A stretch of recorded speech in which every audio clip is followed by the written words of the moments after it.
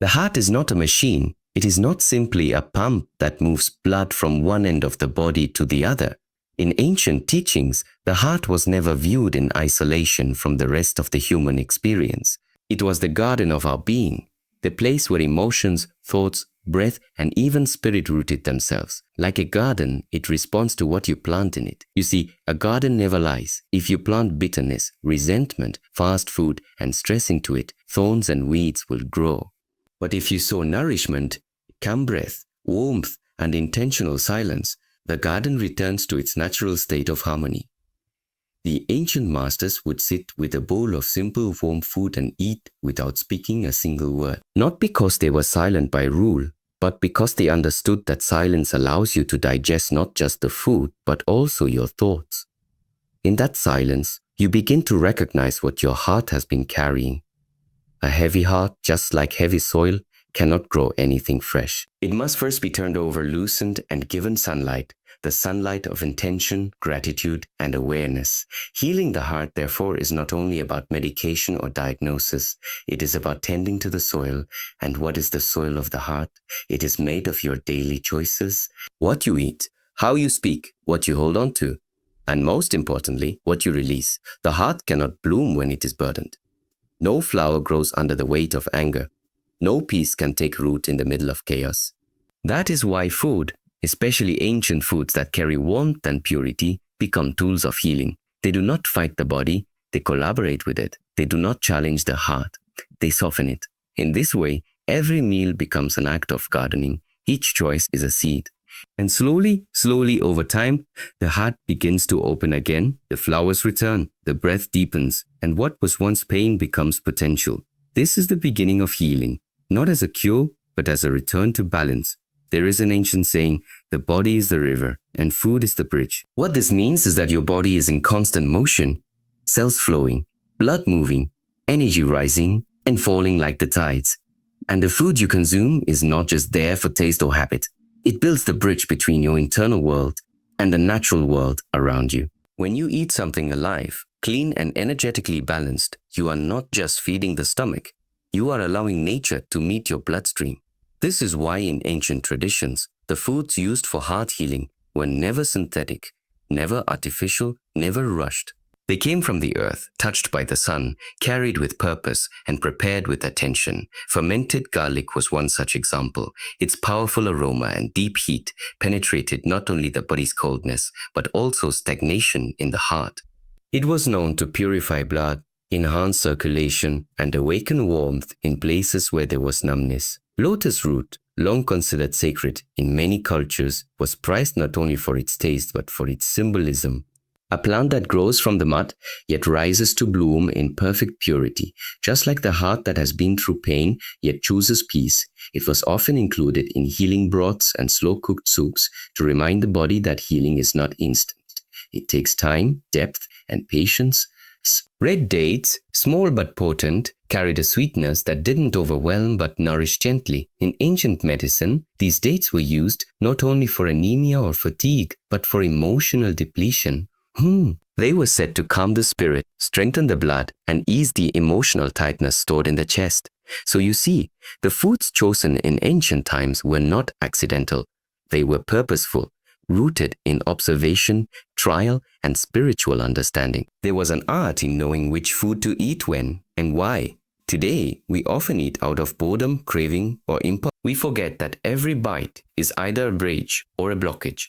The more we return to foods that have a lineage, that carry a whisper of nature, the more we allow our hearts to be gently rebuilt, not in emergency, but in rhythm.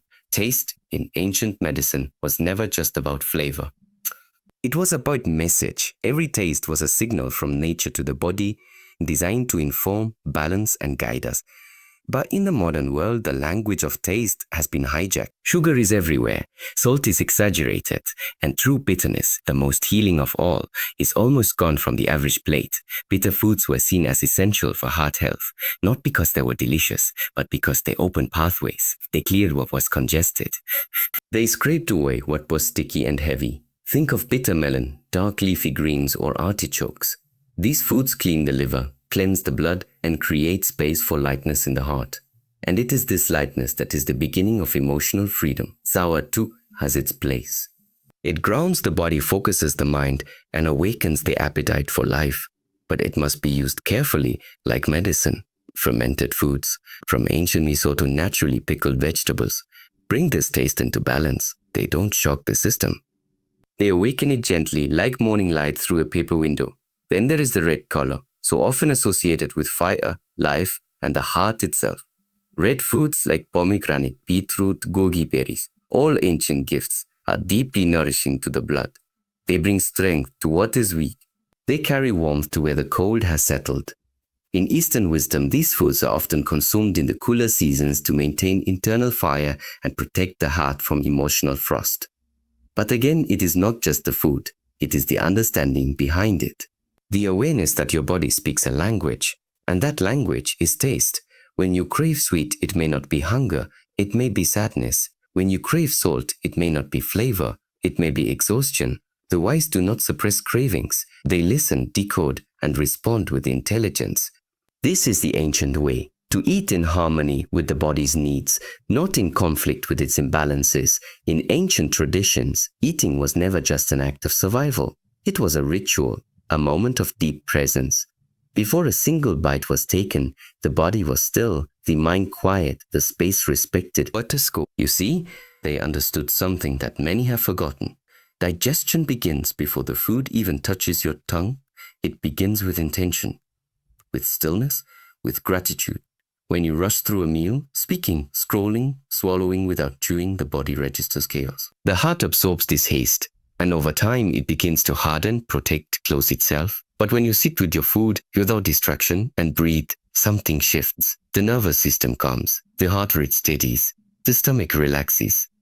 Every organ begins to prepare itself for what is to come, not in defense, but in harmony.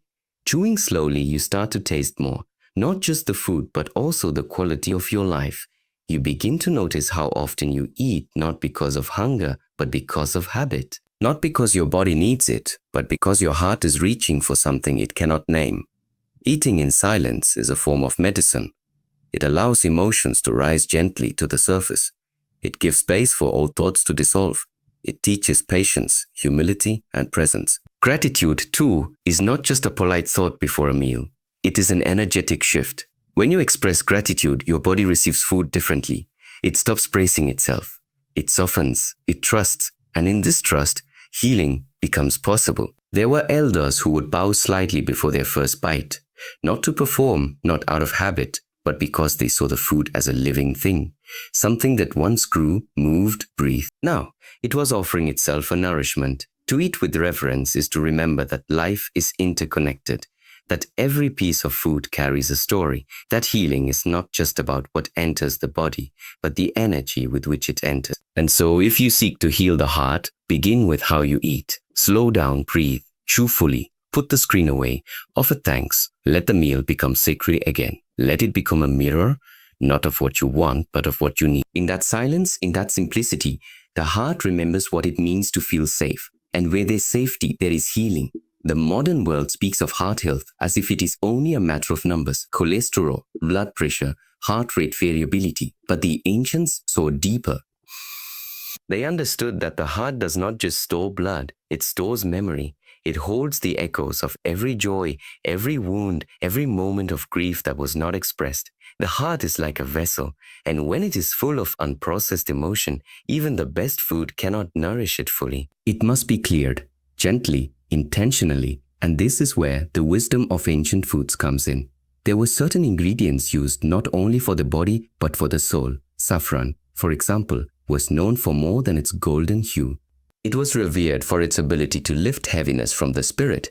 A pinch of it in warm milk or tea was offered to those grieving, those lost in emotional fog, not as a cure, but as a companion on the path to clarity. Ginseng, with its root shaped like the human form, was seen as a tonic for vitality. But more importantly, it was used to revive a heart that had lost its will, to awaken purpose where there was fatigue. Walnuts, with the shape resembling the brain and the richness of oils, were included in diets not just for their physical benefits, but because they nourished the emotional body. They brought grounding. They helped restore joy to those who felt numb. And they supported the quiet connection between the mind and the heart, that ancient pathway where thought becomes feeling and feeling becomes insight. In the old way of living, people didn't separate the physical from the emotional. If someone had heart pain, it wasn't only from blocked arteries. It could be blocked emotions, stagnant thoughts, forgotten dreams. The foods used for healing had to address both the vessel and what it carried. And they did so not through force, but through alignment with nature. In modern times, the heart is under siege, not only from the chemicals in processed food, but from the pace of life itself, from the noise, the pressure, the disconnection. We are more connected digitally than ever before, yet more isolated internally. The heart senses this. It withdraws, it tightens, and slowly, disease forms, not just in the body, but in the spirit. But when we return to the old ways, something begins to shift. We sit, we slow down, we slow down. We choose foods with meaning. We cook with care. We eat with attention. And in doing so, we start to rewrite the story the heart has been holding. We begin to release what was trapped. We begin to feel what we had buried. The ancient foods, simple, real, alive, remind us that healing is not about fighting disease. It is about remembering wholeness. And the heart, when given the right environment, the right nourishment, and the right rhythm, always knows how to return.